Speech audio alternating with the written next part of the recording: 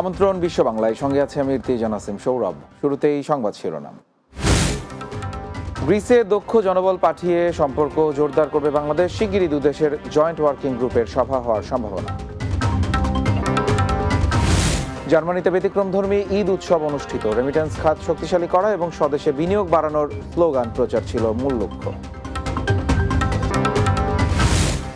এবং নোয়াখালীতে প্রবাসীর বাড়িতে হামলা, ভাঙচুর ও দখল চেষ্টার অভিযোগ, থানায় মামলা দায়ের, তদন্ত করে ব্যবস্থা জানালো পুলিশ।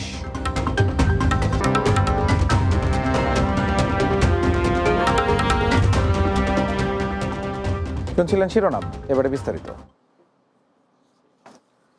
গ্রিসে দক্ষ জনবল পাঠানোর মাধ্যমে বন্ধুপ্রতিম দুই দেশের মধ্যে সৌহার্দ্যপূর্ণ সম্পর্ক আরও জোরদার হবে বলে জানিয়েছেন প্রবাসী কল্যাণ ও বৈদেশিক কর্মসংস্থান প্রতিমন্ত্রী শফিকুর রহমান চৌধুরী। প্রবাসী কল্যাণ ও বৈদেশিক কর্মসংস্থান মন্ত্রণালয়ের এক প্রেস বিজ্ঞপ্তিতে তথ্য জানায় মন্ত্রণালয়। বিজ্ঞপ্তিতে জানানো হয়, সোমবার বিকেলে প্রবাসী কল্যাণ ও বৈদেশিক কর্মসংস্থান মন্ত্রণালয়ের অফিস কক্ষে প্রতিমন্ত্রীর সঙ্গে সৌজন্য সাক্ষাৎ করেন দিল্লিতে নিযুক্ত গ্রিসের রাষ্ট্রদূত আলিকি কোসোমিটেপোলো। বৈঠককালে প্রবাসী কল্যাণ ও বৈদেশিক কর্মসংস্থান মন্ত্রণালয়ের সচিব মোহাম্মদ রুহুল আমিন সহ অন্যান্যরা উপস্থিত ছিলেন।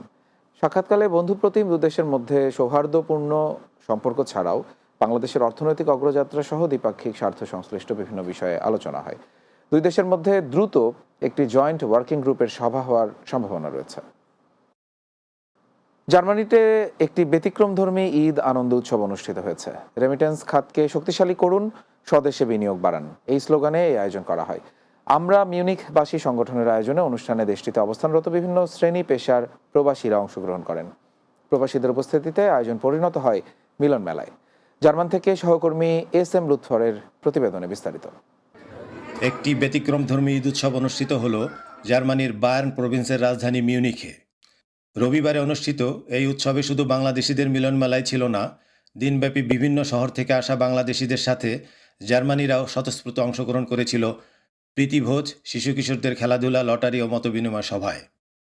আমরা মিউনিখবাসী সংগঠনের আয়োজনে এবারের অনুষ্ঠানের মূল স্লোগান ছিল রেমিটেন্স খাতকে শক্তিশালী করুন, স্বদেশে বিনিয়োগ বাড়ান। অনুষ্ঠানে মতবিনিময়কালে ইতিমধ্যে যারা বাংলাদেশে বিনিয়োগ করেছে তাদের মধ্যে উৎসবে উপস্থিত সকলের প্রতি দেশে বিনিয়োগ করে কর্মসংস্থান বৃদ্ধির জন্য আহ্বান জানানো হয়। প্রবাস থেকে দেশে বিনিয়োগ করলে যেমন নিজে লাভবান হওয়া যায়, দেশে কর্মসংস্থান বৃদ্ধি পায়, সাথে দেশের রেমিটেন্স বৃদ্ধি পায়। আমি সকল বিদেশি ভাইদেরকে অনুরোধ করব দেশে আপনারা পুঁজি বিনিয়োগ করার জন্য। ঈদ উৎসব কেবল আনন্দের জন্যই নয়, এ ধরনের আয়োজনে প্রবাসের নতুন প্রজন্মকে ধর্মীয় অনুভূতি সহ বাংলা সংস্কৃতি চর্চায় আগ্রহী করে তুলবে বলে কমিউনিটি ব্যক্তিরা মনে করেন।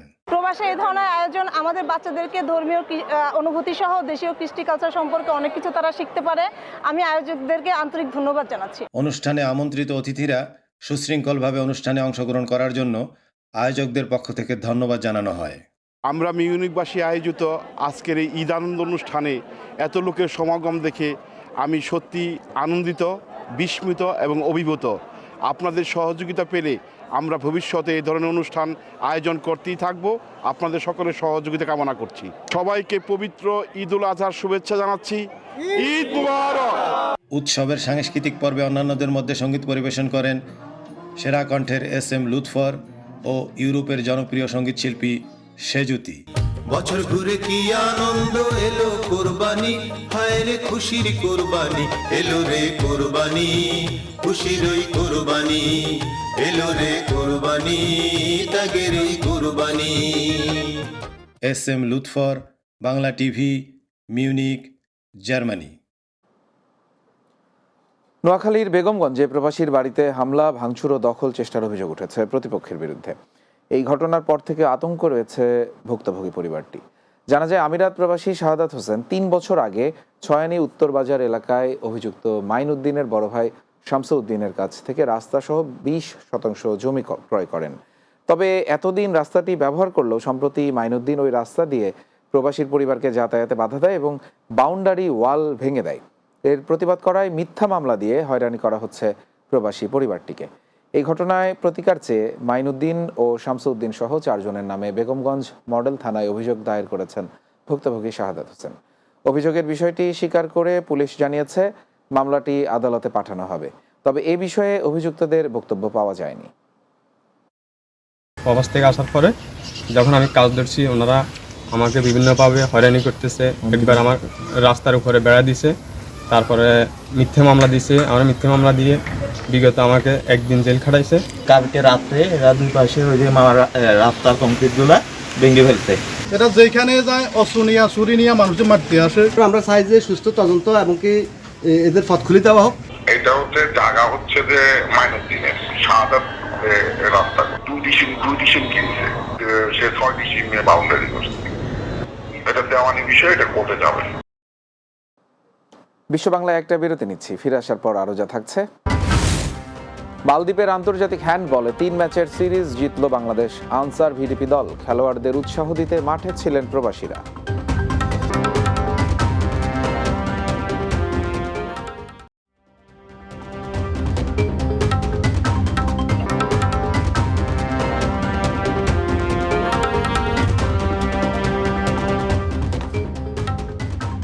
বিরতির পর বিশ্ব বাংলা স্বাগত আরো একবার। মালদ্বীপের জাতীয় হ্যান্ডবল স্টেডিয়ামে মালদ্বীপের অনূর্ধ্ব 19 ডিএসসি হ্যান্ডবল দলকে 46-27 গোলে পরাজিত করেছে বাংলাদেশের আনসার ভিডিপি হ্যান্ডবল দল। মালদ্বীপে অনুষ্ঠিত আন্তর্জাতিক হ্যান্ডবল 3 ম্যাচের সিরিজে 3টি খেলায় জয় তুলে নেয় আনসার ভিডিপি দল। ম্যান অব দ্য ম্যাচ নির্বাচিত হন আনসার ভিডিপির রবিউল আওয়াল।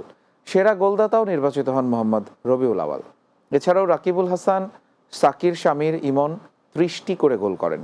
খেলোয়াড়দের উৎসাহ দিতে মাঠে প্রবাসী দর্শকদের উপস্থিতি ছিল চোখে পড়ার মতো। পুরস্কার বিতরণী অনুষ্ঠানে মালদ্বীপের ক্রীড়া মন্ত্রণালয়ের ঊর্ধ্বতন কর্মকর্তারা উপস্থিত ছিলেন। মালদ্বীপে বসবাসরত প্রবাসী বাংলাদেশি সহ মালদ্বীপের যে স্থানীয় জনগণ আছে তারা খুবই উপভোগ করেছে টুর্নামেন্টটি, এবং এই টুর্নামেন্টের মাধ্যমে উভয় দলই তাদের মধ্যে যেই যোগাযোগ সেটি স্থাপিত হয়েছে, এবং এরই মাধ্যমে আমাদের কিন্তু বাংলাদেশ এবং মালদ্বীপের উভয় দেশের মধ্যে জনগণের মধ্যে একটি সংযোগ স্থাপিত হচ্ছে। যে খেলোয়াড়দের এরকম একটি আন্তর্জাতিক পর্যায়ে এরকম একটি সুন্দর নান্দনিক খেলার সুযোগ সৃষ্টি করার জন্য আমি মালদ্বীপ হ্যান্ডবল ফেডারেশনকে ধন্যবাদ জানাই। মাধ্যমিক ও উচ্চ মাধ্যমিক শিক্ষা বোর্ডের অধীনে বহির্বিশ্বের অন্যান্য দেশের মতো বাহরাইনেও শুরু হয়েছে এইচএসসি ও সমমানের পরীক্ষা। বাহরাইন প্রতিনিধি সম্রাট নজরুল ইসলাম সিদ্দিকী জানান, রোববার রাজধানী মানামার বাংলাদেশ স্কুল অ্যান্ড কলেজ সকাল 7টায় পরীক্ষা শুরু হয়। এবছর বিজ্ঞান বিভাগ থেকে 20 জন ও বাণিজ্যিক বিভাগ থেকে 14 জন শিক্ষার্থী অংশ নিয়েছে। এর মধ্যে বিজ্ঞান বিভাগে 12 জন ও বাণিজ্যিক বিভাগে 9 জন মেয়ে পরীক্ষার্থী রয়েছেন। পরীক্ষা কেন্দ্র পরিদর্শন করেন বাহরাইন বাংলাদেশ দূতাবাসের charge d' affaires AK Mohiuddin Kayes ও প্রথম সচিব মাহফুজুর রহমান। কেন্দ্র সুপারের দায়িত্ব পালন করেন দূতাবাসের প্রশাসনিক কর্মকর্তা মোহাম্মদ জসিমউদ্দিন। কেন্দ্র সচিবের দায়িত্বে ছিলেন অধ্যক্ষ অরুণ নায়ের। এছাড়াও হল সুপারের দায়িত্বে ছিলেন শিক্ষিকা মন্দাকিনী মণ্ডল এবং কেন্দ্র পরিচালনা করেন প্রতিষ্ঠানটির অ্যাডমিন জাহাঙ্গীর আলম। 2015 সাল থেকে এইচএসসি পরীক্ষায় অংশ নিচ্ছে বাংলাদেশ স্কুল অ্যান্ড কলেজের শিক্ষার্থীরা। ফার্স্ট এক্সাম ছিল বাংলা, অনেক ভালো হয়েছে এক্সাম। এক্সপেকটেশন যা ছিল এর থেকেও বেশি হয়েছে। 34 জন শিক্ষার্থী বাংলাদেশের সাথে সময়সূচি মিল রেখে অংশগ্রহণ করেছে। সব শিক্ষার্থী খুব মেধাবী।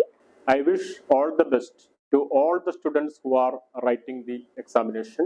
পরীক্ষার ফল দেখে সন্তোষ প্রকাশ করছি এবং আশা করছি এবারে অংশগ্রহণকৃত পরীক্ষার্থীরা আশানুরূপ ফলাফল করবে। ইলেকট্রিক্যাল, প্লাম্বিং ও এসির যাবতীয় পরিষেবা নিয়ে আবুধাবির মোসাফফর 12 নং সাবিয়াতে যাত্রা শুরু করলো বাংলাদেশি প্রতিষ্ঠান Bipul international air conditioning centre. Abu Dhabi প্রতিনিধি এম আব্দুল মান্নান জানান, প্রতিষ্ঠানটির উদ্বোধন করেন স্বত্বাধিকারী প্রবাসী মোহাম্মদ বিপুল। অনুষ্ঠানে উপস্থিত ছিলেন মাওলানা মোহাম্মদ ইসমাইল হোসেন, ব্যবসায়ী সাইদুল ইসলাম সাইদ, ব্যবসায়ী মোহাম্মদ আনোয়ার হোসেন, মোহাম্মদ দেলোয়ার হোসেন, আব্দুর রহিম, ফরিদ হোসেন ও লিটন সহ অনেকে। এ সময় প্রতিষ্ঠানটির সফলতা কামনার পাশাপাশি সকলকে সেবা গ্রহণের আহ্বান জানান তারা। সবার দোয়া ও সহযোগিতা কামনা করে আমিরাতে বন্ধ থাকা বাংলাদেশি ভিসা উন্মুক্ত করার আহ্বান জানান উদ্যোক্তা মোহাম্মদ বিপুল। ইলেকট্রিক, প্লাম্বার, যত রকম কাজ আছে প্রত্যেকটি কাজ খুব দক্ষতা সহকারে এখানে করা হয়। যে কোনো টাইম আপনারা ফোন করবেন, ইমার্জেন্সি আপনাদের কাছে লোক পৌঁছে যাবে। আমাদের যে সামানগুলো আছে আপনারা নিতে আসতে পারবেন। বিপুল ভাইয়ের মেইন উদ্দেশ্য বাংলাদেশ থেকে কিছু লোক নিয়ে এসে এখানে কর্মসংস্থানের ব্যবস্থা করা। আমাদের বাংলাদেশের ভিসা যদি এখানে ভালো মতো প্রসেসিং থাকতো বা খোলা থাকতো, তাহলে আমি বাংলাদেশ থেকে ভালো টেকনিশিয়ান নিয়ে এসে আমার এখানে কাজের আরেকটু সুযোগ সুবিধা করতে পারতাম। চিকিৎসাধীন বিএনপি চেয়ারপারসন বেগম খালেদা জিয়ার সুস্থতা কামনায় মালয়েশিয়ায় দোয়া মাহফিল অনুষ্ঠিত হয়েছে। মালয়েশিয়া প্রতিনিধি মোহাম্মদ আরিফুজ্জামান জানান, মালয়েশিয়া শাখা বিএনপির উদ্যোগে কুয়ালালামপুরের হাংতুয়া মসজিদ আল বোখারিতে এই আয়োজন করা হয়।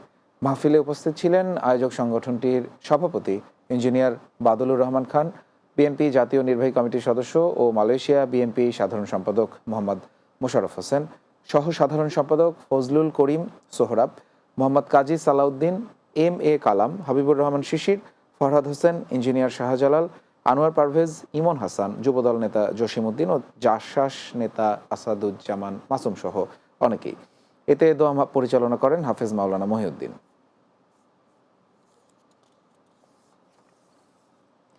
বিএনপি চেয়ারপারসন ও সাবেক প্রধানমন্ত্রী বেগম খালেদা জিয়ার সুস্থতা কামনায় কুয়েতে দোয়া মাহফিল অনুষ্ঠিত হয়েছে। কুয়েত প্রতিনিধি আহ জুবেদ জানান, কুয়েত শাখা বিএনপির উদ্যোগে কুয়েত সিটির রাজবাড়ী রেস্টুরেন্টে এই আয়োজন করা হয়। আব্দুল কাদের মুন্সি ও কোরবান আলীর যৌথ সঞ্চালনায় এতে সভাপতিত্ব করেন সিনিয়র সহসভাপতি আব্দুল কাদের মোল্লা। অনুষ্ঠানে প্রধান অতিথি হিসেবে ভার্চুয়ালি বক্তব্য রাখেন বেগম খালেদা জিয়ার উপদেষ্টা জয়নুল আবেদিন ফারুক। বিশেষ অতিথির বক্তব্য রাখেন বিএনপির কেন্দ্রীয় যুগ্ম মহাসচিব শহীদ উদ্দিন চৌধুরী অ্যানি। মাহফিলে উপস্থিত ছিলেন কুয়েত বিএনপির সাধারণ সম্পাদক আবুল হাশেম এনাম, জালাল আহমেদ চুন্নু মোল্লা, মোহাম্মদ মাইনুদ্দিন, আলহাজ শওকত আলী, M ওয়ালিউল্লাহ, আশফাকুল হক, শফিকুল ইসলাম, মীর মোশাররফ মোস্তফা, সেলিম খান ও মাওলানা মহিউদ্দিন সহ অনেকে।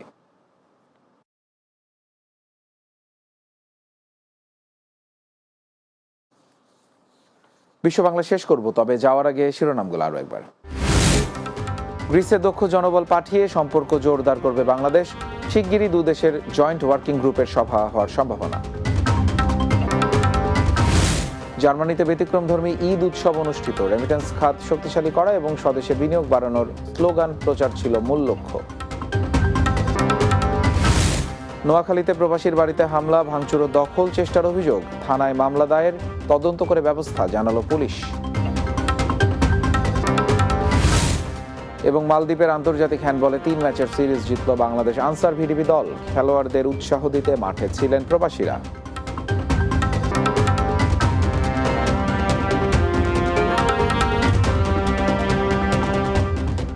এই ছিল বিশ্ব বাংলায়। এতক্ষণ আমাদের সঙ্গে থাকার জন্য ধন্যবাদ সবাইকে।